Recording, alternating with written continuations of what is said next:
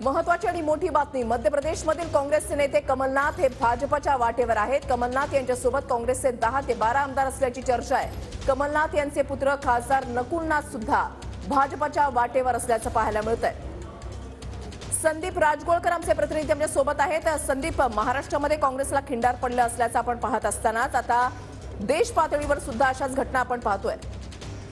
अगदी बरोबर वैशाली, लोकसभा निवडणुका अवघ्या काही दिवसांवर येऊन ठेपलेल्या असताना इंडिया आघाडीला हा मोठा धक्का म्हणावा लागेल। बिहारमध्ये नितीश कुमार हे भाजपमध्ये म्हणजे एनडीएमध्ये सहभागी झाले आणि त्यानंतर आता मध्य प्रदेशमधली ही सर्वात मोठी घटना म्हणावी लागेल।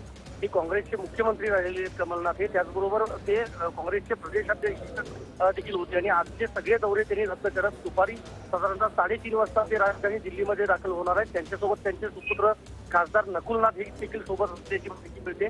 भाजप दुजोरा कुठलाही देण्यात आलेला नाही, मात्र ते आज किंवा उद्या मध्ये जाहीर प्रवेश करतील असं देखील सांगितलं जात आहे। कारण सध्या भाजपचं राष्ट्रीय अधिवेशन जे आहे ते राजधानी दिल्लीमध्ये सुरू आहे। खास करून नकुलनाथ यांनी ट्विटरवरून आपल्या अकाउंटवरचा जो प्रोफाईल आहे तो देखील बदललेला आहे। त्यामुळे काँग्रेसचं जे नाव होतं ते देखील त्या अकाउंटवरून हटवण्यात आलेलं आहे। काँग्रेसकडून आता प्रतिक्रिया अशी आली आहे की कमलनाथ यांनी काँग्रेस सोडू नये, त्यांनी गांधी आणि नेहरूंच्या विचारांसोबत राहावं अशी देखील प्रतिक्रिया दिग्विजय सिंह यांनी दिली आहे। मात्र कमलनाथ हे जाणार की नाही हे पुढच्या 24 ते 48 तासांमध्ये स्पष्ट होईल। मात्र महाराष्ट्रामध्ये जसं अशोक चव्हाण हे भाजपमध्ये दाखल झाले होते तशाच पद्धतीनं काँग्रेसला देखील हा धक्का म्हणावा लागेल आणि इंडिया आघाडीला देखील मोठा धक्का म्हणावा लागेल। धन्यवाद संदीप दिलेल्या सविस्तर माहितीसाठी।